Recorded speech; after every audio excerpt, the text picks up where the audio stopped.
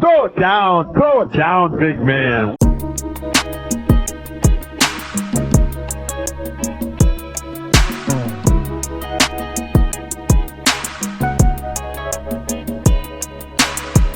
Welcome everybody back to the Throw It Down Big Fella podcast. I have a special guest with me. Not only is he my barber, he make your boy look good so I can have these podcasts on for you guys.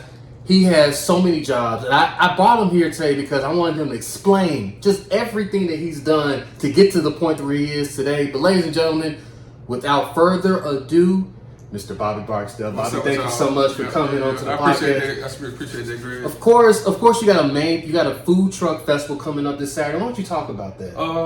Food truck festival came 3.5 years ago. I got the idea when I was on business in California. I was actually working NASCAR, and me and my uncle were going through California, driving in this van, and we seen food trucks everywhere. And I was just like, wouldn't it be something to have a food truck festival? And I would say, wouldn't it be something to have it in Mississippi? Mm-hmm. So I said, why not bring it to where I'm from, my hometown, Holly Springs, Mississippi. Yeah.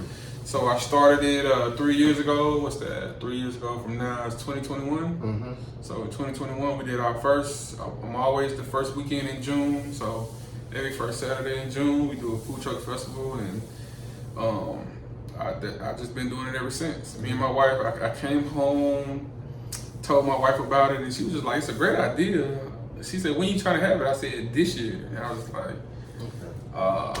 I have no plans for it, so I just literally found somebody to do me a flyer, typed up the flyer, put it out there, and boom. There you go. There we go. You've done it for 3 years, right? This is the third year. This is the third annual year, yeah. And you got so many good, what can the people expect? Good food, of course. Good food, good music, live music. I have some of the best bands. They're going to come down. They do covers, of course, and entertain the people while they're there. I have Bouncy for the kids. This year I got the Jumbo Connect 4. I got the Jumbo Jenga. Okay. Just a whole lot of what they call that when you throw the bags. Cornhole. Okay. Cornhole. I got a whole lot of that right there. So it's got games for the youth and for adults as well. Yeah, for the adults. So I try to entertain them, keep everybody out there entertained, keep everybody having fun.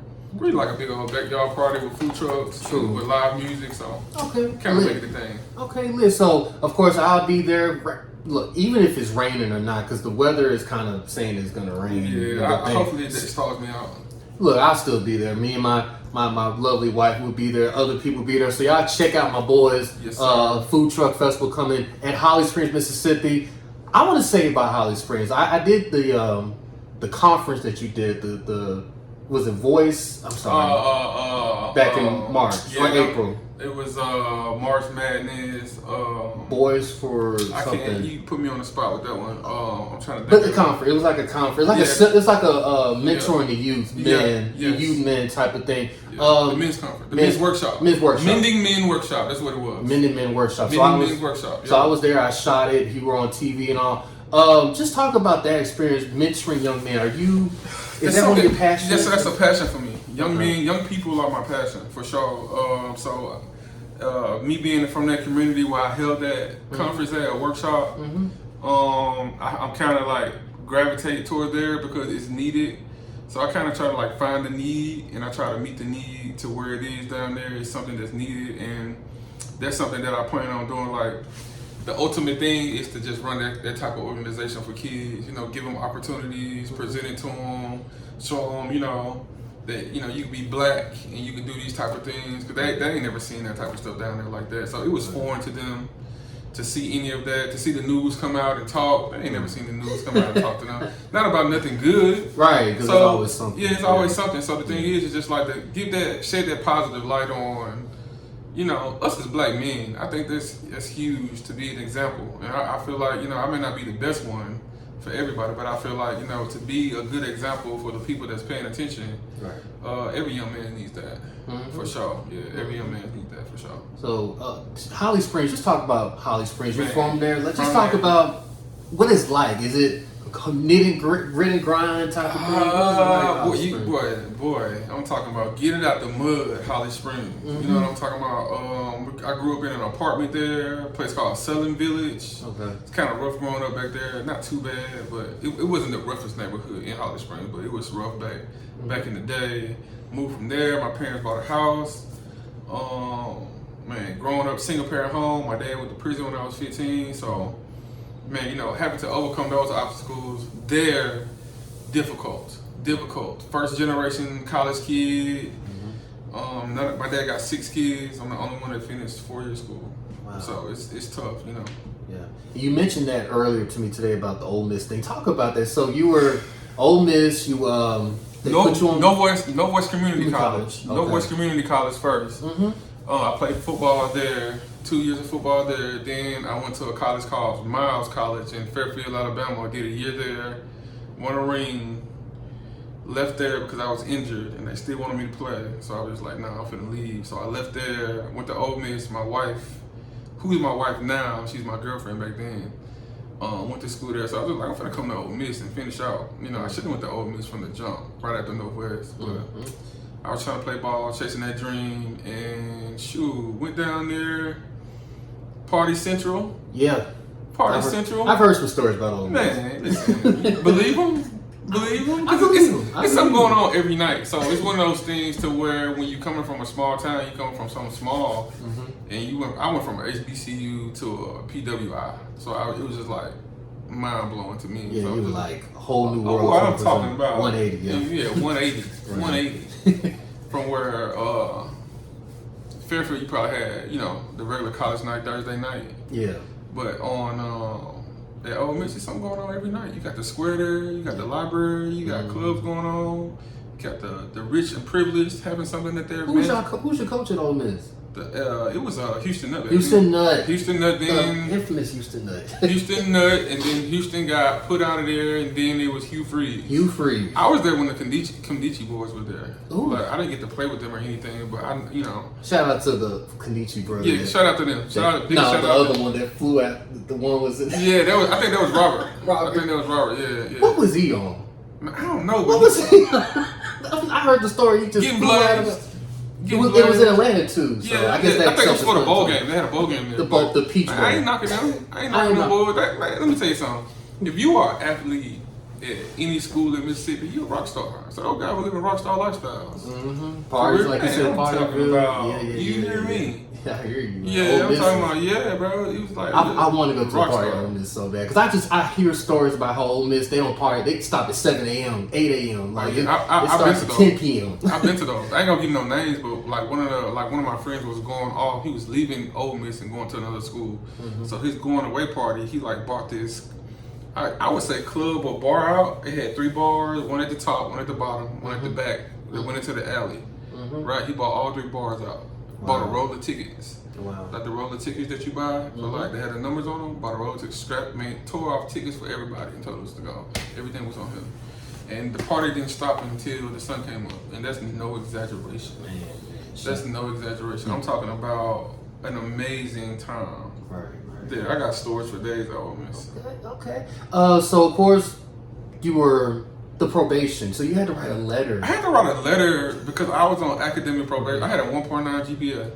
Wow. 1.9 GPA. No exaggeration. College can be a little distracting. Trust me, I know. I had a 2.4 at one point. Yeah, so 1.9 GPA. Got kicked out of school. Stayed out for a semester. Worked a factory job. Do you hear me? Worked a factory job. The factory job let me know that you don't want to be doing this for the rest of your life. You don't want to hustle and grind. Nah, not like that. Not like that. Not like that. Don't get me wrong. I worked it. I paid my bills. You know what I mean? And then I went back. And when I was back in school, man, dealt with a little homelessness because I ain't had no place to stay down there. I slept out of my truck. Slept at a friend's house. You know, slept in the library a couple nights and a park bench one time because I had to, and took a shower at the Turner Centers. But I was determined to finish school though. Right. So that was the thing for me, you know.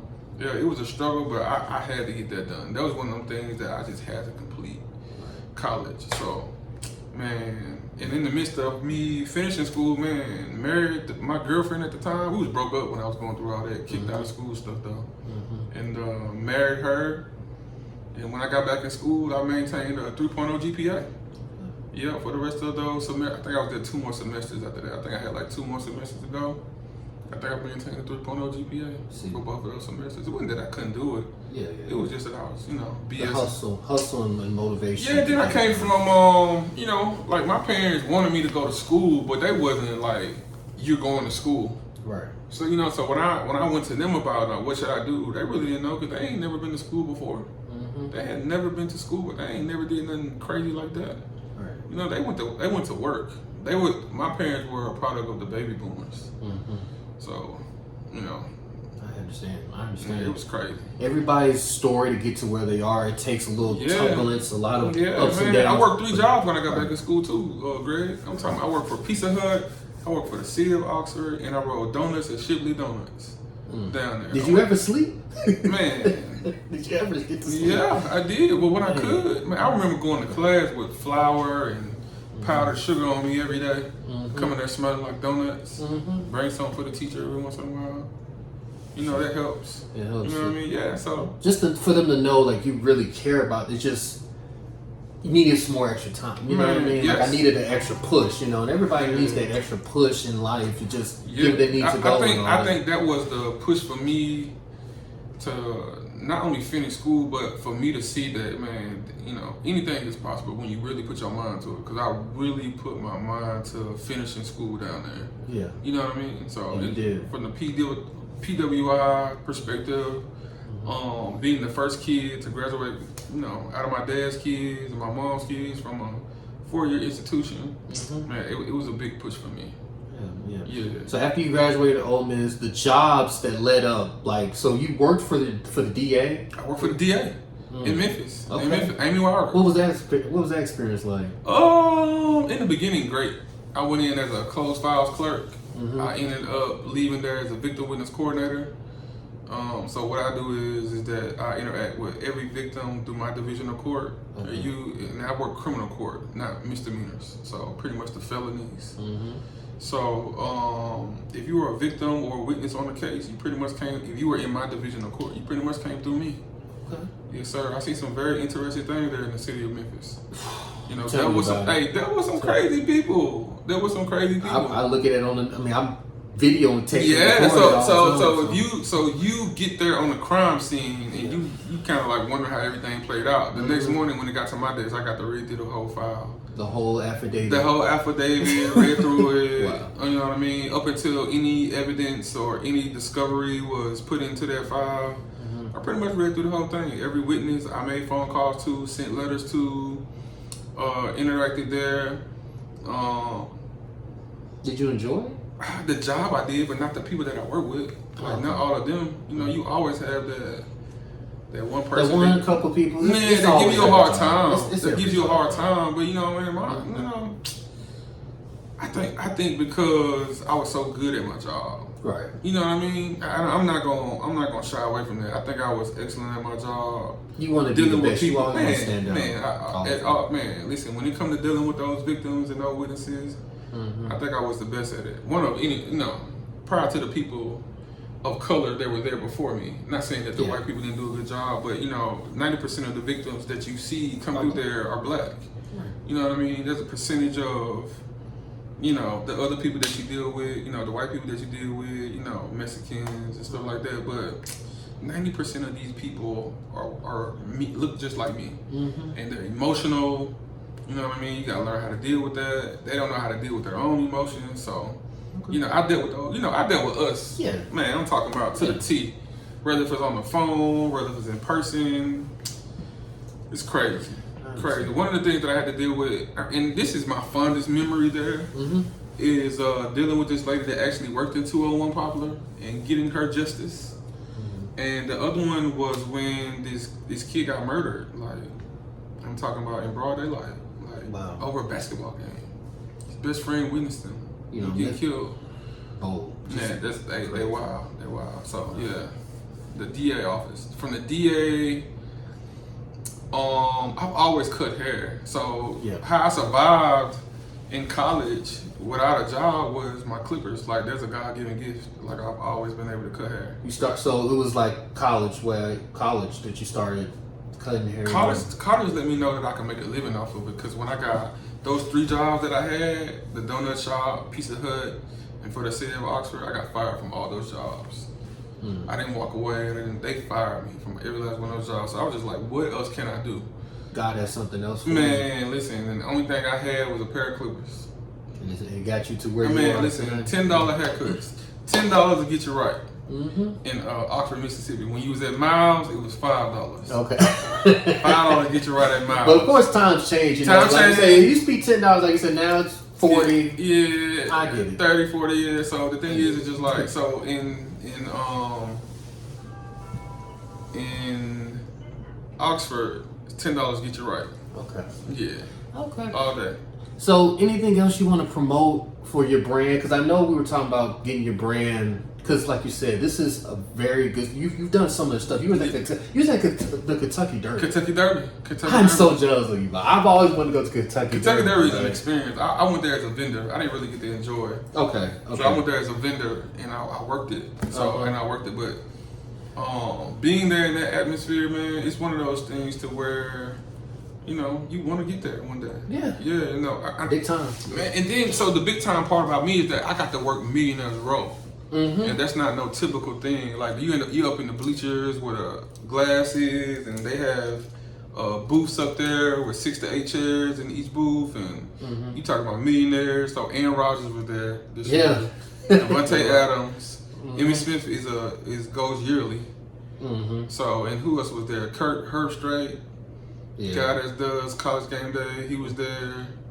I'm talking about, you name him, from mobsters. Was Desmond Howard there? No, was it Desmond Howard? I can't Kurt remember. Herbstreit? Yeah, Kurt Herbstreit. I could see that. Yeah. Kurt Herbstreit was there. Yeah. And then, like I said, from mobsters to bankers on Wall Street to brokers, you name it, they were there. Okay. They were there. So, a great experience for you, boy. It's my 2nd year doing it. Okay. Yeah. So, like you said about that, anything else, like, for the August, summertime coming up, anything? Man, after my food truck festival, as soon as this is done with, I'm gonna start planning for next year. So I got the mending mings that I'm doing again next year. Okay. And then my food truck festival for next year. So I'm just starting planning for it earlier, so I could be just more on top of it. You know, get more, you know, publicity for it. You know, reach out to more organizations, because what I'm trying to do is find the resources for the kids there. Right. Like, it's good to meet. And it's good to, you know, do that probably once or twice a year, but I want the kids to have resources. So after we get done with this workshop or conference, they have things and people that they can lean on to get them what they need in the community there. So that's what I'm trying to get there for next year. Okay. So I'm just gearing up for next year. We're in the 2nd quarter of this year, and that ends in June. So when the end of June gets here, 3rd quarter starts in July. I'm pretty much planning for next year. Okay. So that's how I do it. So that's how my mentors and Uncle Warren Buffett said, you gotta start. You plan in the 3rd and 4th quarter of the year. Right. Yeah, you make your money in the 1st and 2nd. So millionaires, that's who I study. Like, the people that are at where I want to be. I want to be a major corporate owner one day. So I see you, man. Yeah, man. So. But ladies and gentlemen, Mr. Bobby Barksdale. Tell people where they can find you at. You can find me on Facebook, Bobby Barksdale. You can find me on Instagram, BKUTZ3000. That's BKUTZ 3000 on Instagram. I'm on Twitter, Bobby Be The Best 55. That's a good title. Yeah, it's a good title, Bobby Be The Best 55. Yeah, that's good. And that's it. That's all I'm on. All right, man. Yeah, so once again, thank you, Bob, for coming here, trying to promote your the food truck festival. Greg is one of my biggest supporters, ladies and gentlemen. I just want to put that out there. Man, I like to just see black men just try to do stuff positive. Like you said, like so many negative stuff going on. Just see a black man positive that's around my age. Like, it's just it's a wonderful sight, man. Yeah, I appreciate that, Greg. So, biggest supporter right here. I appreciate Greg too. Anytime, man. So without further ado, guys, I will conclude this wonderful bonus, this wonderful episode. We're gonna next week, you guys, focus on the NBA Finals, which kind of looks like it's gonna be Dallas and Boston. So we're gonna break that down next week. You think Minnesota going? Yeah, kind of extend it out. But we'll see. We'll see. Boston. Yeah. Kyrie coming back to Boston. It's gonna be nice. It's gonna be It's nice. gonna be lit. It's gonna be So we're gonna focus on that I next hope week. we give it to Boston too. I hope we give it to him. Well, I hope you give it to him. We'll see about that. Yeah. So for your boy Greg and my boy Darren, who's off this week, we'll be back. We'll be back next week. I'm sorry. That will conclude another episode. Until then, you guys. Peace out. Peace. Throw it down, big man.